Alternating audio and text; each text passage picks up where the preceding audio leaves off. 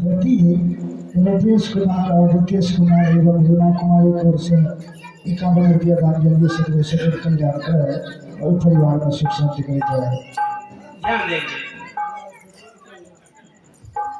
कुछ देर तक राजा जनक के दरबार में सत्संग भजन चलता रहा। नगर के लोग उमड़ करके आते थे इसी तरह से और सभा लगा कर बैठते थे और अष्टावक्र के द्वारा उपदेश सुनाया जाता था। एक दिन अष्टावक्र ने कहा, हे राजा जनक, बहुत समय हो गया तेरे यहाँ, अब मैं चलूंगा, अब मेरा विदा कर। श्रोतागण, राजा जनक अपने गुरुदेव को विदाई करने के लिए भव्य व्यवस्था किया। नगर के लोग उमड़ करके अष्टावक्र को विदाई करने, देखिए वहां का लक्षण। आगे आगे अष्टावक्र, उसके पीठ पर राजा जनक, उसके पीठ पर राजा जनक का मंत्री, सिपाही, नगर के लोग सब जा रहे हैं। जैसे हमारे आपके यहाँ भी अगर कोई मेहमान आते हैं, दोस्त महिम आते हैं और कुछ समय रह गए घर पर, साथ में चाहे 2 घंटा के लिए आए या 2 दिन के लिए आए और जब चलने लगते हैं तो हमारे आपके समाज का भी ऐसा नियम है कि उनको आदर करके लोग सड़क पर आगे बढ़ाते हैं प्रेम से। इसी प्रकार से राजा जनक अपने गुरुदेव को आदर रहे हैं आगे प्रेम से। आगे आगे अष्टावक्र, उसके पीठ पर राजा, मंत्री, प्रजा सब जा रहे हैं। नगर से बाहर हो गए। जब गेस्ट कोई बाहर निकलते हैं तो घरभैया को कह देते हैं कि आप छत्री रामविलास शर्मा के पोता नीरज कुमार की ओर से 11 रुपये दान सर्वसदेव कल्याण करे और परिवार में सुख शांति रह जाए। जब कहते हैं लौट जाइए, तब घरभैया लोग लौट जाते हैं और अतिथि चले जाते हैं, दोस्त महिम मित्र चले जाते हैं। अष्टावक्र राजा जनक को एको बार नहीं कहे कि चले जाइए। अष्टावक्र जा रहे हैं आगे आगे, उसके पीठ पर है राजा जनक। नगर से बाहर हो गया परपट मैदान और मैदान में जा रहे हैं। अष्टावक्र लौट करके नहीं कहते हैं कि चले जाओ। राजा सोचते हैं जब तक गुरुदेव कहेंगे नहीं तब तक लौटेंगे कैसे। सब के सब जा रहे हैं। जब बहुत आगे बढ़ गया ना तो अष्टावक्र ने सोचा एक बार देखना चाहिए कि राजा जनक आ ही रहा है कि लौट गया। तो पीछे मुड़ करके देखा, इस तरह से देखा कि आ रहा है राजा जनक, मंत्री और नगर के लोग भी आ रहे हैं। अष्टावक्र ने जवाब दिया। क्या जवाब दिया, ध्यान से सुनिए। अष्टावक्र जा रहे हैं इधर और इस तरह से हाथ उठाकर कहा, ए राजा रुक जा। ध्यान दीजिए शब्द पर। क्या कहा अष्टावक्र ने, जा रहे हैं अष्टावक्र इधर, हाथ उठाकर कह दिए इधर, ए राजा रुक जा। इतना जो कहा न रुक जा, तो राजा जनक खड़ा हो गया। अष्टावक्र आगे बढ़ गया, आगे बढ़ता जा रहा है और राजा जनक खड़ा है।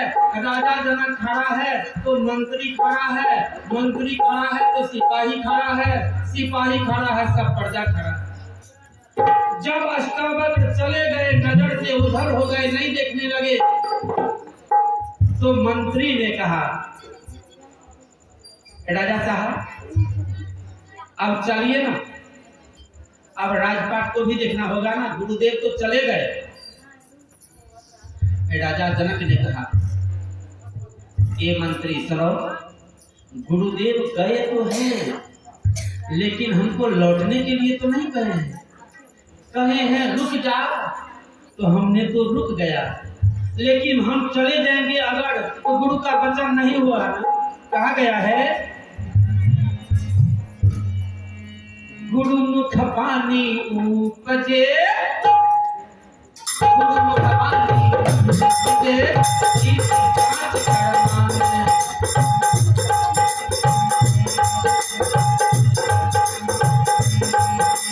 जय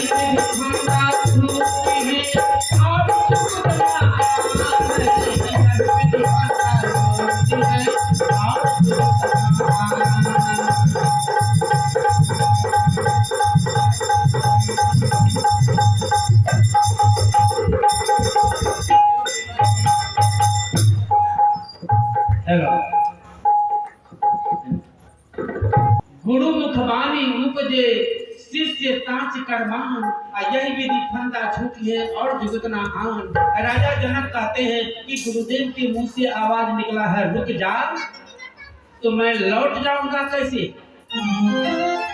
अगर लौट जाऊंगा तो गुरु का वचन का पालन तो नहीं हुआ। मंत्री ने कहा तो अब तो गुरुदेव चला गया, तो यहाँ पर कितना समय तक रुक कर रहिएगा? नहीं, हमको तो रहना है। तुम लोग जाओ, राजपाट को संभालो, कैसे संभलेगा? हमको तो यहाँ पर रहना है। राजा अकेला रह गया परपट मैदान में खड़ा, और मंत्री सिपाही नगर के लोग वापस हो गए। शाम जब हुआ ना, तो मंत्री सिपाही के साथ और नौकर के साथ राजा के लिए भोजन, रात में पंडाल बन जाना चाहिए, इसके लिए सामान सब लेकर के आए कि भर रात बाहर में कैसे रहेंगे। आए ना, तो राजा ने कहा क्या सब लाया है? तो हुजूर यह भोजन है, और यह जो लाए ना सो पंडाल का सामान है, रात में कैसे रहिएगा बाहर में? सुनो, न हमारे लिए भोजन का जरूरी है न पंडाल का जरूरी है। पंडाल का सामान वापस ले जाओ और भोजन भी ले जाओ। मुझको भोजन नहीं करना है, गुरुदेव ने कहा है रुक जाने के लिए, हमने रुका।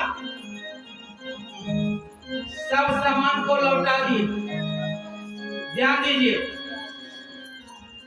राजा अकेले रह गया। राजा जनक परपट मैदान में भर रात खड़ा रहा, दिन में भी खड़ा था, सुबह में भी खड़ा है।